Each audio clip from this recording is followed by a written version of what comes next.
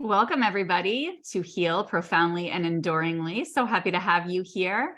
I'm going to introduce our special guest in just a minute, but I wanted to remind you what this show is about first. This is really your show. It's your opportunity to gather your resources and connections and people that you feel really automatically connected with that can really fuel your healing journey and assist you with empowerment to heal yourself. And that's why we are here today talking to, is it Jill or Gillian? What do you prefer? Gillian. Either way. Okay, cool. So Gillian is a certified nutrition specialist, a licensed dietitian nutritionist, a holistic health coach, Kundalini Reiki master, and women's circle facilitator. She's passionate about guiding women on a sacred inner journey home to their innate wisdom and wildly authentic well-being in both body and soul through a variety of holistic modalities, including personalized clinical nutrition, intuitive eating work, heart-centered health coaching, and Reiki healing. Welcome.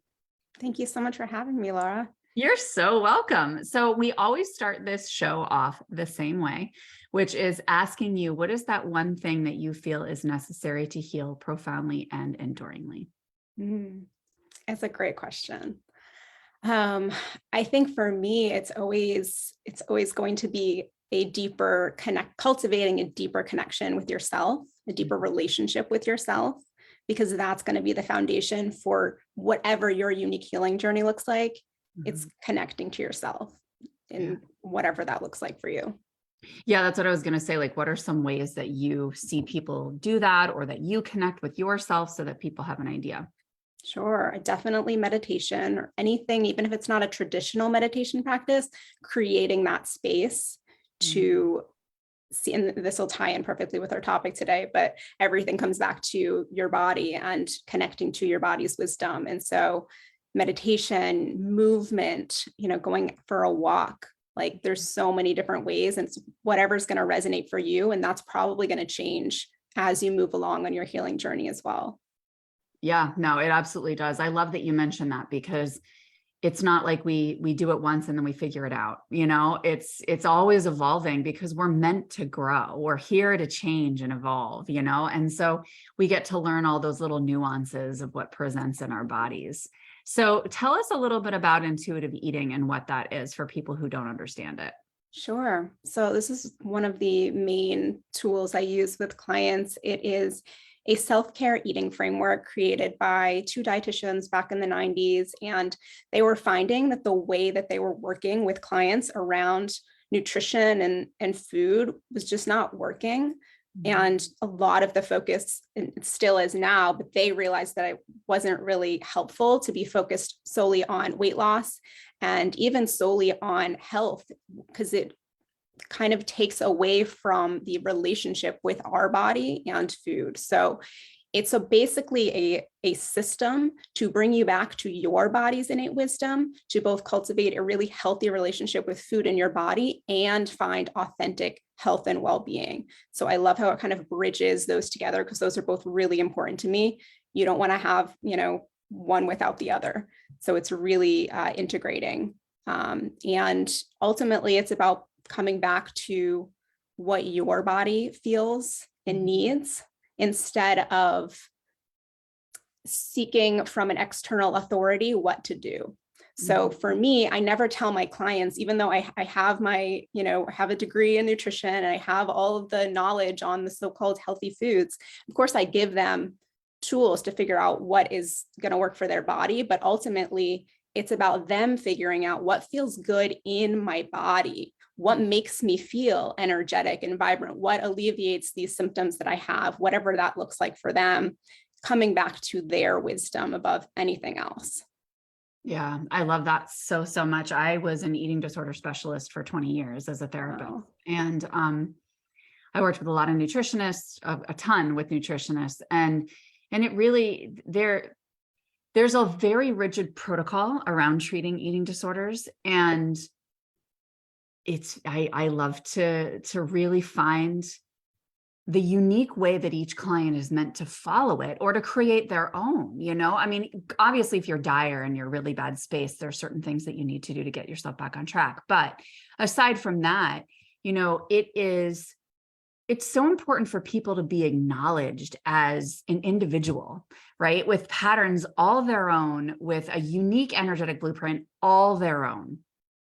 Absolutely. I love that you have that background. And I love that you acknowledged also, like, so that was one thing that popped into my head is just to share with people, if anyone is in the space of a diet or eating disorder in this moment, then intuitive eating is not necessarily the right tool yet. It's probably further down along the path. Like we're talking about, we're always growing and evolving. So there are definitely tools within it that can be used for anyone.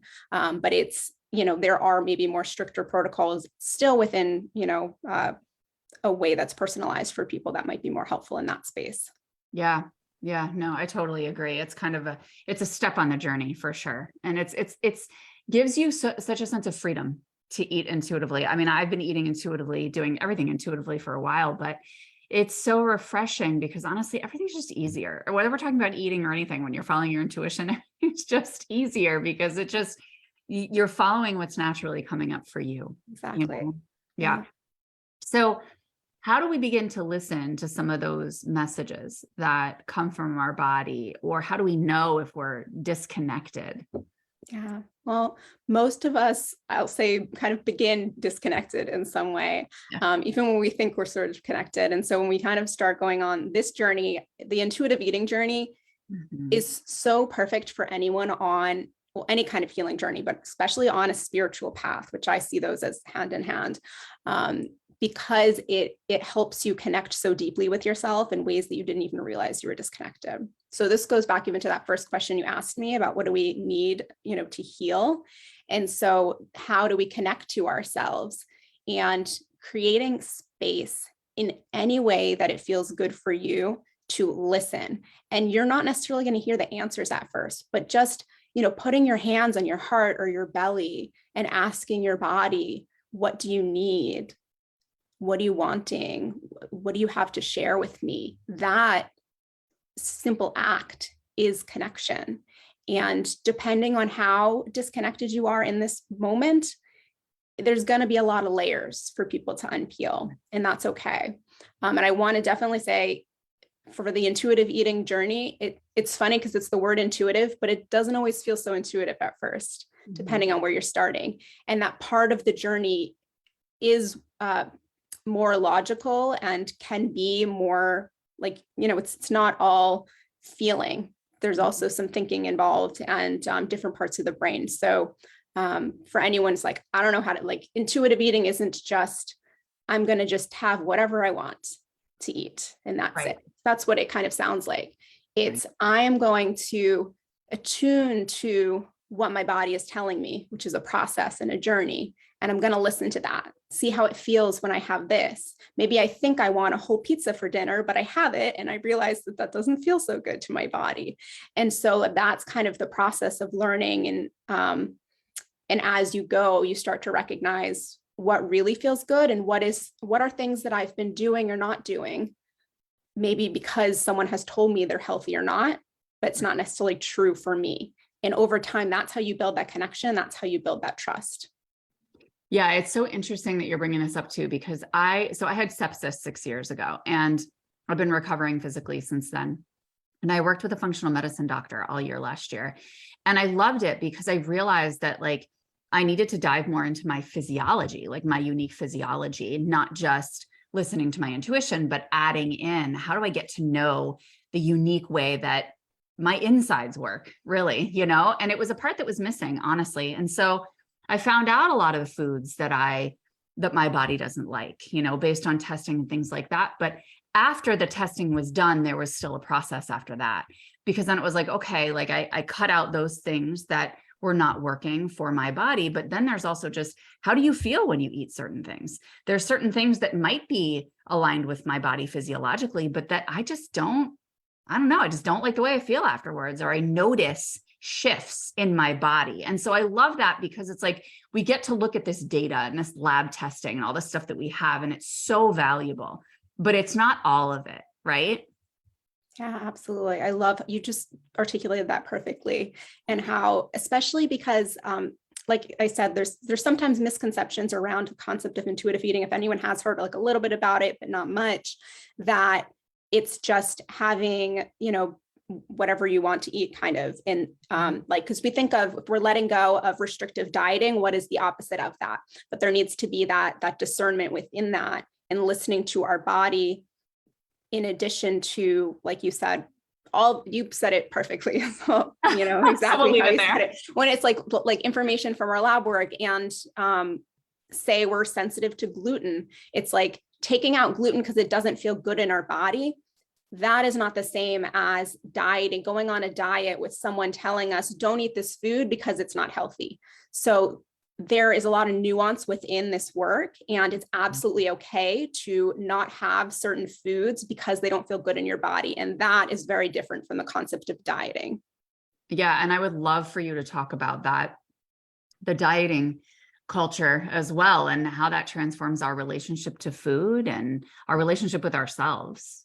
Yeah, absolutely. So it's a huge topic, but basically pretty much everything in our world, any kind of messaging is, I see, a part of diet culture. Anything that is telling a woman that she needs to change her body, or telling her what to eat or what not to eat, what to wear, how to look in any capacity, that all falls under diet culture messaging. And so in order to move away from that, observing even thoughts that come up, within ourselves around food in our body. Where is this thought coming from? Who put this thought in my head? Is it serving me? Does it feel good? Does it feel true? And allowing ourselves to slowly peel back those layers and release everything that was told to us that isn't actually true. And that's how over time we reclaim our sovereignty, autonomy, our power, and come back to our body's wisdom over those voices of outside authorities and conditioning that we've taken on over so many years. Yeah. And that can get really overstimulating, all of those messages. How can you recommend that somebody begin to tease apart like what's theirs and what's not? Because sometimes it's hard to tell. Yeah, it's really hard. And I think depending on where they're coming from so many different angles. So, there's, depending on what kind of relationship people had with their family or, friends, and if they're getting those kind of messages directly, or if they're constantly on social media, one big thing is noticing who are you following on social media? What content are you taking in? And allowing yourself to have some space from anything that's not making you feel good. And you'll be able, like you said, there's just so much coming at us. So one thing is just limiting as much as you can what is coming at you. So tailoring things to what feels good for me. And as you start to kind of limit the noise, you'll over time be able to better discern and tune into what is actually true for me and what is something that's been coming at me that hasn't been making me feel so good because it's not my truth. Yeah, it's just kind of like awareness, right? And having absolutely a really non-judgmental observation of how you're responding to things and those little responses that you get internally, either emotionally or physically. Absolutely. And having patience and compassion for yourself in the process, because like you said, you can start unfollowing some accounts or muting people or, just being conscious of what you're taking in, but it's not like an overnight fix, exactly. Right? And so it's being able to trust and know that you're loving on yourself when you're being conscious of that stuff. And sometimes our bodies and our minds really need to know that we're devoted and that we love them enough and that they're important enough to us for us to stay consistent in that process. Yeah, absolutely. I love how you mentioned the patience, because that is huge, and the compassion, awareness, all of that. That is exactly what I'm all about. And really recognizing that even when you do start to tune out the noise around you, there's still going to be a lot of noise that you've taken in that you think are your own thoughts. And so that's where that awareness and kind of non-judgmental kind of detachment comes, and just witnessing, okay, here's what's going on within me. Is this true or not? You may not have the answers right away, but just creating that space between you and those thoughts can be a process. Yeah. Yeah, that space between you and the thoughts. That's hard for a lot of people. I know with anxiety in particular, which is why I always suggest to them, like, move your body, tap, do something with your body before you sit in stillness, or you really get intentional about observing, because it can get really messy being a human. So I know one of the things that we talked about before we jumped on live was a tapping sequence. Yeah, And that's something absolutely. that you also really advocate for. So can you talk to us or demonstrate that for us a little Sure. bit? Yeah. So for anyone who doesn't know, tapping, that EFT is the name, emotional freedom technique, and the kind of nickname tapping for this modality. That is really great for so many different things, but I love it, especially with everything we've been talking about, as a tool to kind of create a little bit of self-soothing and distance, which I'll explain in a second how it creates that from those thoughts we're talking about, that, any kind of negative self-talk, any feelings within our body. And there's a whole like sequence for how to do it. I'll do a really quick version. So I definitely recommend, if you want to dive more into it, looking up like YouTube videos or working with a practitioner who does EFT. But a really good way, especially if you're in a moment feeling anxious, having a judgmental thought, having anything come up that feels uncomfortable, this is a really great tool to have in that moment. So I love to even just start with tapping either on your heart space. You can do it on like the side of your hand, even just like on your legs, whatever feels good, but I'll demonstrate the heart space for us. So this is one way we can do it using this simple phrase. So say someone is feeling they're feeling a judgment around their body, or they're having a food craving come up, whatever it is. So we're going to say, even though, and then whatever is happening. So even though I'm having this craving, or even though I'm feeling this discomfort in my body, even though I'm feeling shame or anger or judgment.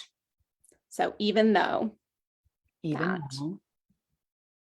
I deeply love and accept myself exactly as I am. Exactly as I am. So saying that again and again, even though I'm having this experience, this emotion, I deeply love and accept myself exactly as I am. And doing that again and again until you start to feel the energy dissipate a bit, soften, shift. Yeah. And you'll notice that when that energy starts to neutralize, you won't feel the same charge around it anymore. And from that space, like we were talking about, getting that space from our thoughts. So that's one tool, tangible tool we can do to create that space between our thoughts or emotions. So when we bring that energy down, that charge, we're able to really more deeply discern, is this mine? Is this not? Or say you have a craving, when you neutralize that energy, you're able to see, okay, is there another way that I can, is this craving coming from a place of my body actually being hungry and wanting something? Or it doesn't even have to be hungry, but just wanting this thing, and that's what feels good in this moment. Or is there something else that feels better and will fulfill this, this emotion, to help soothe this emotion coming up. So it's a really good tool to help kind of shift that energy. I love that too, because it's inserting a pause, right? And we need a freaking pause in this world, because we're all going a million miles a minute half the time, right? Or at least most of the people are. And so I like that it inserts a pause, because that allows that patience, it allows that space for compassion, because it's a little bit like, what are you going to do with this space now? Right. And I think that's what freaks people out. They're like, what do I do with this space? And you don't have to do anything with it. You don't have to be productive with it, because that's one of the tools that I always recommend to people when they're starting on their healing journey, is like, just open up space. It can be 60 seconds a day, but just that opportunity to connect with yourself. Exactly. Yeah, that's really beautiful. Thank you so much. So my question for you is, where do you think people should connect with you? Like, where is the best place for them to chat with you? Because what I always recommend at the end of the show is for people to really, if they feel like they resonate with you, if there's anything that you've said that either activates them in a good way or a way that makes them feel like, oh my gosh, what's going on? What is the best way for them to connect? So I'd say probably my Instagram is the best place, Harmonize Within. Feel free to send me a message, chat with me there. I'd love to connect. And the next place would be my website, harmonizewithin.com. I have a free like 20-minute call if anyone wants to connect, just to chat or see if we're a good fit to work together. And then I also lead a virtual monthly women's circle. So if anyone wants kind of that group space, we do a lot about tapping into our body's wisdom there. So would love to have you there too. That sounds awesome. When do you hold those? Are they like at night or are they during the day? They're typically at night. They're usually around new moon time. So I think the next one's on the solstice. So usually, evening Eastern time. I love that. That's so nice. That sounds blissful. Yeah, I actually just signed up for like a circle this Thursday night, just because it's so nice to receive. And that's what I encourage you guys to do. Like, you don't always have to go into these things with an intention of healing something or, being productive. Again, like you can just go because it feels nice to receive from someone who knows how to hold space and like knows how to move the energy and just connect, So I just dropped your links here. So you guys can either visit her website or visit her Instagram and connect or set up a free call to just get to know her. Is there anything else that you'd like to share about this process or about how you connect that would be helpful to people before we go? I think just to leave people with the encouragement of, like you said, the patience, remembering that this process, especially if you're struggling with connecting to your body, with your relationship with food or your body in any way, your relationship to yourself, to have patience and to trust the process, because sometimes you really feel like you're not getting anywhere, and to keep going and just allow yourself the space to unpeel those layers that are keeping you in. And your body's wisdom is there. It's innate. There's nothing that you have to do to access it. You just have to kind of release what's holding you back from connecting to what's already there. Yeah. Let me ask you a quick question that's just kind of on the heels of that before we go, which is that what about somebody who has symptoms in their body, but also symptoms in the mind or the heart, like they're feeling kind of depressed or they're feeling kind of anxious or something, but then their body is also feeling something. How can people tell the difference between like, okay, I'm tuning into my body and let's say I'm depressed. I'm tuning into my body. If my body wants to rest, is that a good plan if I'm down? Does that make sense? Like how to like discern the two? Yeah, well, that absolutely makes sense. And I think seeing everything you just said, everything is a message from your body. So it may or may not be what is going to serve you always, if that makes sense. But it's like listening to the message. And the more you listen to it, you're able to tell. So if you have the message to rest, I think rest. And you will see if that isn't serving, you'll be called to do something else. And sometimes kind of the path to where we want to be, it's not linear. So resting will then help reveal the answers for, what you need. But I'd say rest is pretty much always a good answer for most people. If your body's telling you to rest, definitely listen to that. I'm obsessed with what you just said too around rest. I think that's brilliant because people resist rest, but rest will reveal, right? Rest reveals. You should do a freaking post on that sucker. That's a good one.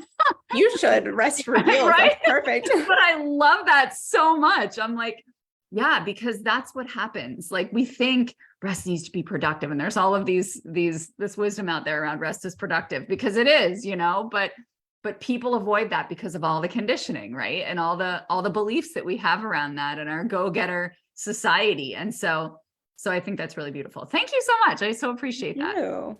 All right, friends. So I will see you on the next episode of Heal Profoundly and Enduringly. Thank you so much for being here, Gillian. I so appreciate it. Thank you so much for having me. You're welcome. All right, everybody. We'll see you on the next episode. Bye.